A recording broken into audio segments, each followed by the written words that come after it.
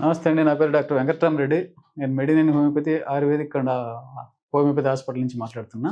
ఈరోజు మనం చెప్పుకోబోయే టాపిక్కు చిన్న పిల్లల నుంచి చాలా వరకు పెద్దవాళ్ళ దగ్గర కూడా క్యారీ అయ్యే డిసీజ్ ఏంటంటే ఈ బ్రాంకైటిసు. ఈ బ్రాంకైటిస్ కన్నా ముందొచ్చే చిన్న పిల్లలొచ్చే లక్షణాలేంటంటే అడినాయిడ్స్ మెయిన్ ఈ రోజుల్లో చాలా పిల్లలకి చూస్తున్నాము. అడినాయిడ్సు అట్లనే సైనసైటిసు, అలాగే టాన్సిలైటిసు ఇవన్నీ గూడా ఒకదానికొకటి ఇంటర్‌లింక్ అనమాట. ఇవి ఒకటేర్పడితే ఇంకొకటొచ్చేదానికి ఆస్కారం చాలా మెండుగా మనము చూస్తూ ఉన్నాం. ఫస్టు సింపుల్‌గా అలర్జీలాగా స్టార్ట్ అయ్యి అంటే ముక్కు గారడంతోటి స్టార్ట్ అయ్యి నాజల్ పాలిప్‌లాగా డెవలప్ అయ్యి శ్వాస తీసుకోవడం కష్టంగా ఉండి దాంట్లోనే అడినాయిడ్స్ లాగా ఏర్పడి టాన్సిల్స్ గూడా మనము వచ్చే అవకాశాన్ని చూస్తూ ఉన్నాం. ఇవన్నీ గూడా మనము మన ఇమ్యూన్ పవర్ బాడీలో లేకపోవడం వల్ల గూడా వచ్చే లక్షణాలు ఒకటి. వీటి కారణాలు చెప్పుకుంటే బయట నుంచి వచ్చేటివి ఏంటంటే మనం బయట కొందరికి డస్ట్ అలర్జీ, డస్ట్ పడదు. కొందరికి స్మెల్ పడదు. అంటే స్మోక్ కావచ్చు, పొగ కావచ్చు, లేదా మనం గాలిలో తిరిగే పోలెన్స్ అని ఉంటాయి కొన్ని రకాల పోలెన్స్. మనం వాటిని వయారి భామ లేదా గొల్ల భామలనే ఒక ముక్కు పుడక లాంటి ఒక పువ్వులు ఈ సీజన్‌లో బాగా వస్తాయి. మన ఇంటి పెరటి గుమ్మం ముందున్నా కూడా వీలైనంత వరకు అయి తీసేసుకుంటేనే మనం వాటి నుంచి చాలా వరకు బయటపడే అవకాశం ఉంటది. కానీ మా ఇంటి ముందు ఉన్నాయి సార్, మాకు రాలేదు పిల్లలకొచ్చినాయంట. కానీ చెప్పా గదా! ఒక్కొక్క బాడీ ఇమ్యూన్ పవర్‌ని బట్టి దీనికి లోనయ్యే అవకాశం కనిపిస్తుంటది. అలాగే ఒకసారి ఈ జబ్బు ఎంటర్ అయిన తర్వాత మనం దాన్ని కొన్నిటికి వీటికి ప్రిసిపిటేటింగ్ కాజెస్ అని కొన్ని కారణాలు ఉంటాయి.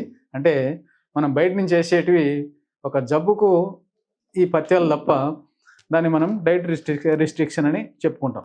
ఈ డైట్ రిస్ట్రిక్షన్ ఎందుకు అంటే మనం చాలామందికి తెలియక ఆయుర్వేదికులు కానీ, హోమియోలో కానీ, లేదా మోడర్న్ మెడిసిన్ కానీ ఏ సిస్టమ్ అయినా కూడా జబ్బుకు పథ్యం తప్ప ఇచ్చే మందులకు పథ్యం ఉండదండి. అది ఫస్ట్ గమనించండి. జలుబు, దగ్గు, ఆయాసం ఉన్న వాళ్ళకు మనం ఐస్ క్రీములు పిల్లలంటే మారం చేసింది కదా అని ఒక్కటి ఇచ్చినాం సార్ అంటారు. మనం ఆ ఒక్కటి ఇవ్వడమే మనకు దాన్ని కొనుక్కొచ్చుకుంటాం. దాంతోటే పిల్లవాడికి ఈ రన్నింగ్ నోస్ తోటి స్టార్ట్ అయ్యి, తుమ్ములతోటి స్టార్ట్ అయ్యి అది జలుబులాగా వచ్చి మనకు ఆ పిల్లోడు క్రానిక్ బ్రాంకైటిస్ కింద మెల్లగా అది ప్రోగ్రెస్ అనేది జరుగుతూ ఉంటుంది. మనం ఏమనుకుంటాం, చిన్న పిల్లోడిని తీసుకుంటే ఈ పిల్లోడికి పుట్టిన దగ్గర నుంచి ఎప్పుడు జబ్బే సార్ అంటాం. కానీ పుట్టిన దగ్గర నుంచి జబ్బు ఎందుకు వస్తుంది అనేది మనం కూడా కొంచెం ఆలోచించాలి. ఆ పిల్లోడికి ఏం ఫుడ్ పెట్టగలుగుతున్నాం, ఏం ఫుడ్ పెడుతున్నాం అనే దాన్ని కూడా మనం దృష్టిలో పెట్టుకోవాలి. ఈ జంక్ ఫుడ్ అనేది మనం పిల్లలకి ఏంటంటే అలవాటు చేస్తున్నాం మనమే. అంటే ఈ ట్రెడిషనల్ ఫుడ్ అనేది తినట్లేదు పిల్లోడు అని చెప్పి వాడికి ఒక 5-6 ఏళ్ల వయసు రాగానే ఈ చిప్స్ తిను, ఈ ఫ్రైస్ తిను అని చెప్పి మనం కొన్ని ఇంట్లో చేసి ఇవ్వండి అని మనం పేషెంట్స్‌కి మొత్తుకొని చెప్తే వాళ్ళు డీప్ ఫ్రైలు చేసి ఫ్రెంచ్ ఫ్రైలాగా ఇంట్లోనే తయారు చేసి ఇవ్వటం. ఇటువంటివి కూడా మనం చాలా వరకు చూస్తున్నాం. అది కూడా చాలా టైం లేని తల్లిదండ్రులు ఏం చేస్తున్నారంటే బయట ఈ రోజుల్లో మనకు రెడీమేడ్‌గా మనకి ఇట్లా చేయి పెడితే గాల్లోంచి తీసినట్టే అందుబాటులో ఉంటున్నాయి. కాబట్టి అవి తీసి పిల్లలకి పెట్టేస్తున్నాం. పిల్లలకి పెడుతున్నాం బాగానే ఉంది. కానీ డాక్టర్స్ మొత్తుకొని చెప్తున్నారు అవి పెడితే మళ్ళీ ఎక్కువైతదయ్యా, మళ్ళీ మా దగ్గరికి వస్తారు. మా దగ్గరికి వచ్చినా పర్వాలేదు. సరే ఇట్లా టాబ్లెట్ వేసి తగ్గిపోద్ది, మళ్ళీ అవి పెడితే మళ్ళీ వస్తే మళ్ళీ వేయొచ్చు, తగ్గిపోద్ది. అది కాదు ప్రాబ్లమ్. దాన్ని ఉండంగా అది మళ్ళీ ఎక్కడికో వెళ్ళిపోయి లంగ్స్‌లోకి దాని సింప్టమ్స్ అనేది కిందికి లంగ్స్‌లోకి దాన్ని ఎగబాకితే అక్కడ ఒక క్రానిక్ బ్రాంకైటిస్ కింద అయితే ఫ్రీక్వెంట్‌గా రావడము, దానికి సంబంధించిన ఈ స్టెరాయిడ్స్ అంటేనేమి, కార్టిజోన్స్ అంటేనేమి ఏదైనా పెట్టంది తగ్గకపోవడము ఇవన్నీ మనము చూస్తున్నాం. అటువంటి ఇచ్చినా మనకి ఇబ్బంది లేదు అనుకుంటే ఇవ్వచ్చు, ఏం లేదు. కానీ దాంతోటి ఉండే సైడ్ ఎఫెక్ట్స్ మనకు డాక్టర్ గారు కూడా చెప్తూ ఉంటారు.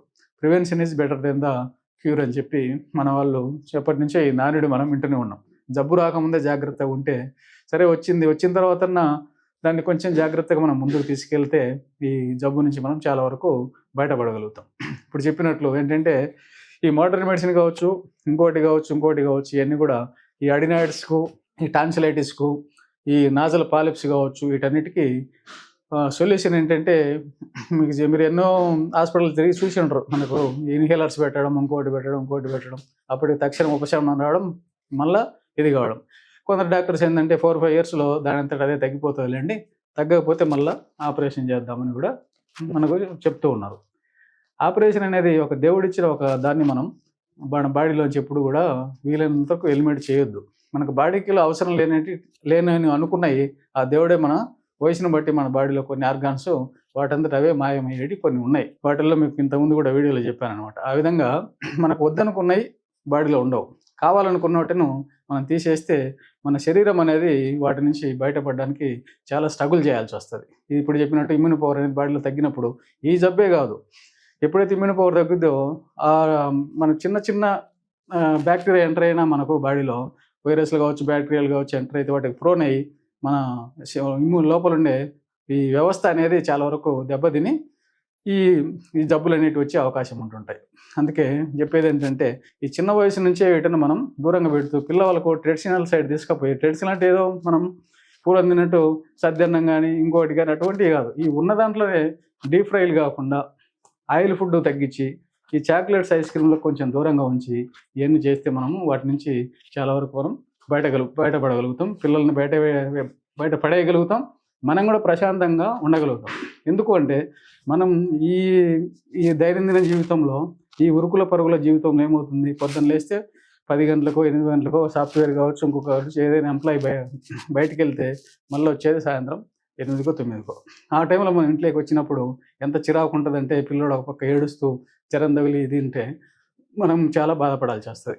అలాగే ఒక ఇంట్లో ఉన్న అమ్మకు అన్నీ తెలిసి ఆమె హాస్పిటల్ తీసుకుపోయి చేయిస్తే పర్వాలేదు. ఆమె కూడా జాబ్ రీత్యా కావచ్చు, ఇంకొక రీత్యా ఆమెకు తెలియని రీత్యా కావచ్చు, సిటీ కొత్త కావచ్చు, అలా బయటికి వెళ్ళలేకపోతే ఈ భర్తలు అనేవాళ్ళు లేదా తండ్రి అనేవాడు చాలా సఫర్ కావాల్సి వస్తుంది. పేషెంట్ కన్నా ముందు ఈయన కూడా చిక్కయ్యే అవకాశాలు కనిపిస్తున్నాయి. నేను ఈ విధంగా చెప్పేది ఎందుకు అంటే, మీరు ఒక్కసారి పిల్లోడికి ఒకటి ఏదైనా వచ్చిందంటే కొంచెం దాని నుంచి మనం దూరంగా ఉంటే బెస్ట్ ఒకటి. రెండవది, దేంట్లో బెస్ట్ ట్రీట్మెంట్ ఉంది అంటే రికరెంట్గా రాకుండా ఉండాలంటే మన ఈ హోమియో అనేది చాలా బెస్ట్ ట్రీట్మెంట్. ఇప్పుడు మనం ఈ మెడినైన్లో ఇంటిగ్రేటెడ్ మెడికల్ సిస్టమ్ అని తీసుకొచ్చాము. దీంతో మన ఆయుర్వేదిక, హోమియోనా, ఇంకోటి అని చెప్పి దాన్ని పిల్లోడు వచ్చిన తర్వాత గ్రూప్ ఆఫ్ ద డాక్టర్స్ కూర్చొని స్టడీ చేసి దాని మీద మనము ఈ పిల్లోడికి ఏది సూట్ అవుతుంది, దేంతో తొందరగా రిలీఫ్ అవుతుంది, పర్మనెంట్గా మళ్ళీ రీఅక్కర్ కాకుండా డిసీజ్ నుంచి ఎలా బయటపడేయాలని చెప్పి మేము ఒక డిస్కషన్ చేసి మీ జబ్బు నుంచి అయితే దూరంగా చేయగలమని చెప్పి మనవి చేసుకుంటూ సెలవు తీసుకుంటాను. నమస్తే.